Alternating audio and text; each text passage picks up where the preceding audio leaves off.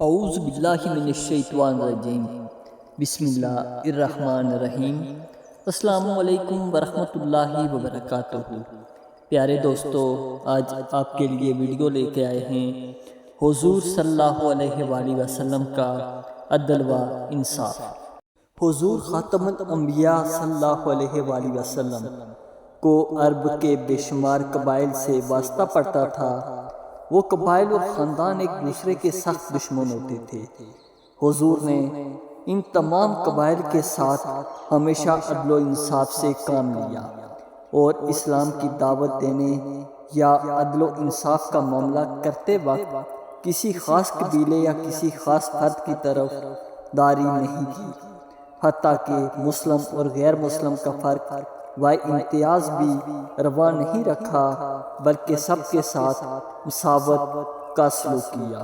چنانچہ ایک مرتبہ مخزوم قبیلے کی ایک عورت نے چوری کی۔ بعض لوگوں نے اس عورت کو سزا سے بچانے کے لیے حضور صلی اللہ علیہ وآلہ وسلم کے نہایت ہی پیارے حضرت اسامہ بن زید رضی اللہ تعالی عنہ سے فرمائش کر کے معافی کی درخواست پیش کی۔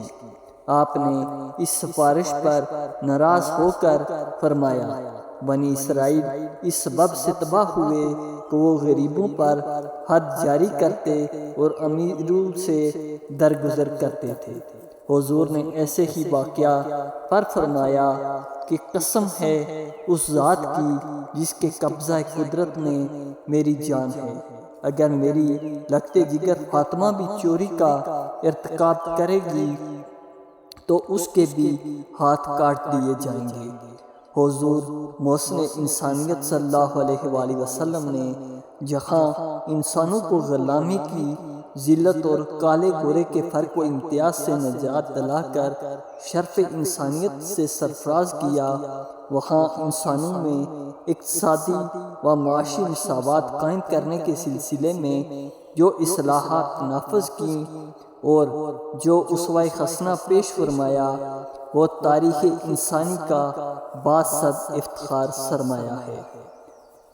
حضور صلی اللہ علیہ وآلہ وسلم نے فرمایا، وہ شخص ایماندار نہیں جو خود پیٹ بھر کے کھائے اور اس کا ہمسایہ فاقے اور بھوک سے برا حال میں ہو۔ آپ نے فرمایا، تم مزدور کو جو محنت و مشقت کے پیسے سے شرابور ہو جائے، اس کا پسینہ خشک ہونے سے پہلے اس کی مزدوری ادا کر دو۔ آپ نے فرمایا، جس شخص نے مردہ اور بنجر زمین کو زندہ کر کے قابل کاشت بنا لیا اور بیکار زمین پر دیوار کھڑی کر کے قبضہ کر لیا، وہ اس کی ہوگی۔ حضور نے فرمایا کہ زمین اس کی ہے جو اس پر کاشت کرتا ہے، اور جو شخص کاشت کے بغیر 3 سال تک بیکار چھوڑ دے، اس کا حق ملکیت خود بخود ساقط ہو جاتا ہے۔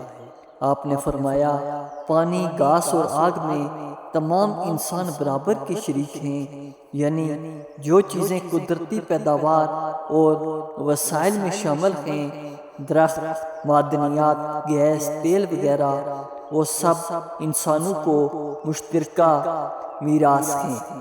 حضور نے فرمایا، جس شخص نے 40 روز تک سامان غذا کو گران فروشی کے لیے ذخیرہ کیا، اللہ کی ذات سے اس کا کوئی واسطہ نہیں، اور نہ ہی اللہ تعالیٰ کو اس کی کوئی پرواہ ہے۔ آپ نے فرمایا، جس شخص نے کھوٹ بلا کر دھوکہ کیا، وہ ہم میں سے نہیں۔